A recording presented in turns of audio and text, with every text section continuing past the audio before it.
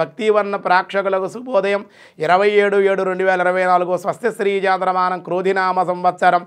దక్షిణాయనం గ్రీష్మ ఋతువు ఆషాఢమాసం కృష్ణపక్ష సప్తమి శనివారం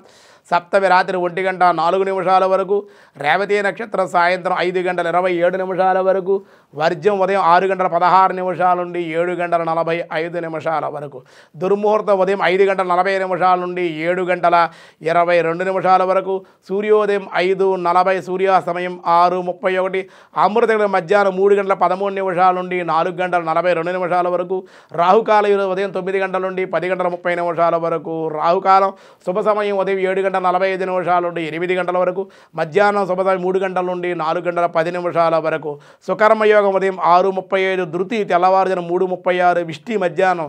2:16 సప్తమి శనివారం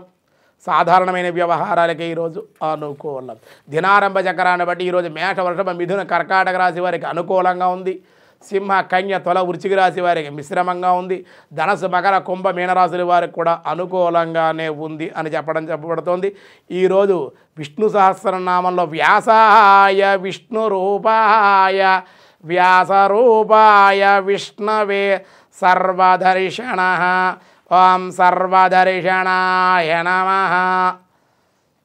మానవుల మనస్సులో అంతరాంతరాలలో కలుగు సకల భావాలను సర్వేంద్రియ కార్యకలాపాలను సమస్తము సదా చూచేటువంటి వాడు ఈశ్వరుడగుట చేత సర్వదర్శన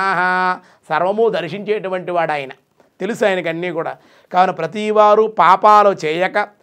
ధర్మవర్తనుడై ఉండవలను అని హెచ్చరిక హిందూ వేదాంత సాహిత్యంలో భగవత్ ప్రాప్తికి 6 ప్రధానమైన దర్శనాలు చెప్పారు భగవంతుడు దర్శించే 6 దర్శనాలు చెప్పారు అవి ఏమిటంటే షడ్దర్శనం అంటారు ఒకటి న్యాయ దర్శనం రెండోది వైశేషిక దర్శనం మూడోది సాంఖ్య దర్శనం నాలుగవది యోగ దర్శనం ఐదోది పూర్వ మీమాంస దర్శనం ఉత్తర మీమాంస దర్శనం ఆరోది ఈ షడ్దర్శన 6 రకాల దర్శనాలు ఉన్నాయటండి దీని ద్వారా దర్శింపదగినటువంటి పరమాత్మ కనుక సర్వదర్శన అనబడ్డాడు దర్శన శబ్దానికి నేత్రము అని ఇంకో అర్థం కూడా ఉంది కనుక ఆయన విశ్వనేత్రుడు అనేక రక్త నయనం అన్నట్లుగా తత్సర్వతో శిరోముఖం అన్నట్లుగా శశిసూర్య నేత్ర అన్నట్లుగా గీతావాక్యంలో చెప్పినట్లుగా ఆయన సర్వము దర్శించగలిగే శక్తి సంపన్నుడు అని ఈరోజు చెప్పడం జరిగింది మిగతా విషయాలు రేపు చూద్దాం ఈరోజు స్వస్తి